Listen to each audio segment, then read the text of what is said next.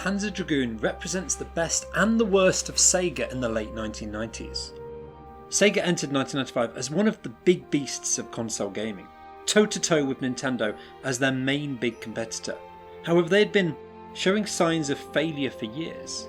Their best-selling console, the Sega Mega Drive, had a multi-million international audience, but two much-hyped peripheral add-ons to extend the system's life had floundered at launch. The latter of these, the 32X, was greenlit because Sega was scared the Atari Jaguar would steal their audience. The Sega Saturn was not just officially announced at E3, but surprise launched on American and European markets in summer 1995, almost 6 months ahead of the expected schedule.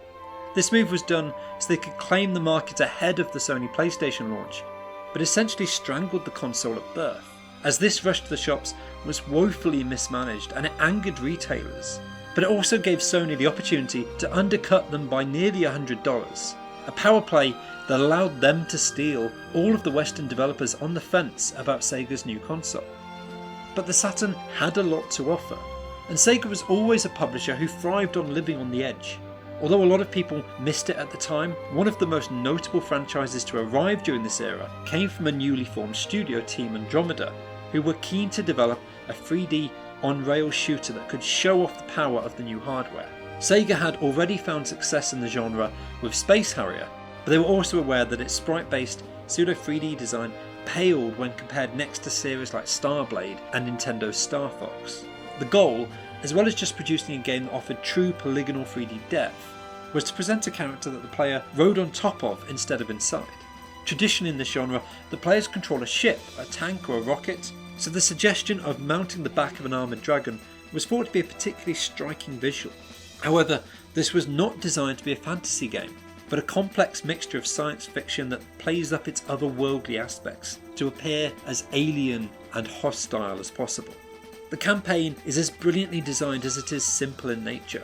You can only shoot via rapid fire by tapping the button or lock on to multiple enemies for homing attacks. The player aims using the same directional controls that direct the dragon vertically and horizontally, meaning not only must you pick off enemies, you have to avoid their incoming fire and a range of distinct stage hazards.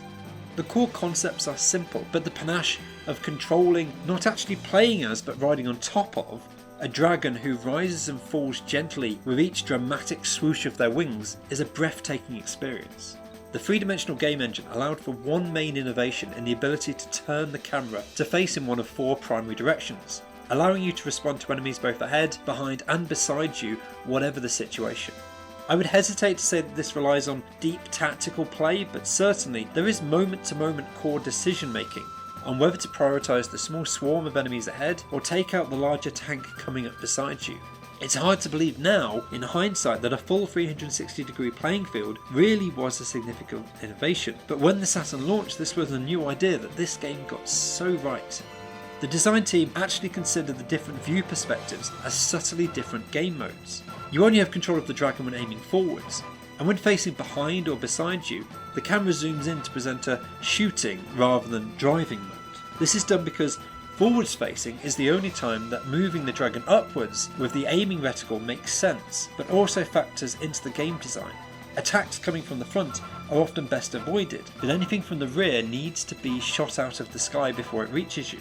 Every boss or major enemy encounter is factored into this design mechanic, and they alter their approach to you as they circle your position looking for openings to attack. Though the aerial arena left few opportunities to challenge the Saturn hardware, they pushed it in brilliant details such as the submerged arches in the opening levels, sandstorms that cross the desert, or the hexagonal alien tunnels in level 4.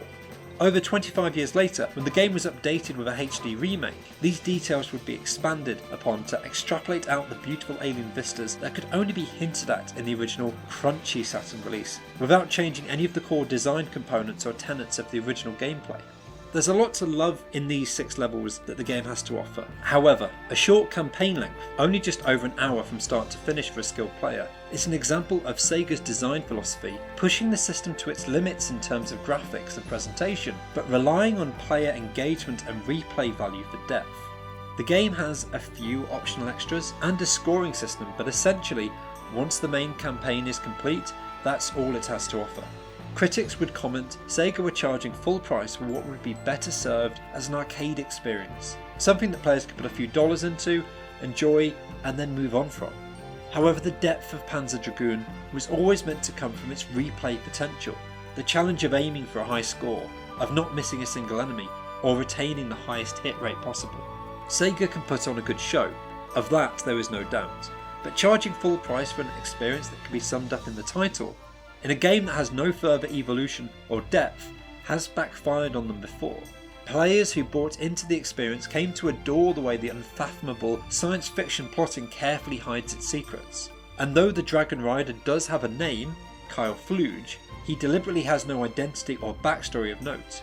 When the Blue Dragon's original rider is killed by another, the Dark Rider on the back of the prototype dragon, Kyle is recruited to replace the dead soldier and ordered to stop the other dragon from reaching a mysterious tower at all costs. The levels chart Kyle and the dragon's journey, chasing and then racing against the enemy dragon through an aggressive Imperial army and against reactivated ancient technology.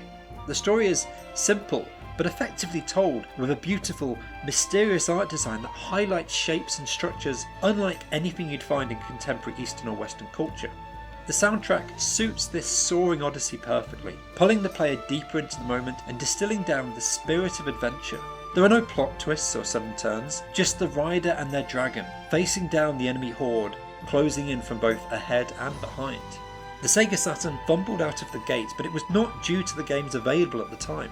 Panzer Dragoon probably was the foremost of the launch titles, but not the only one of merit, and its sequel on the same console would fix many of its problems and refine the experience even further.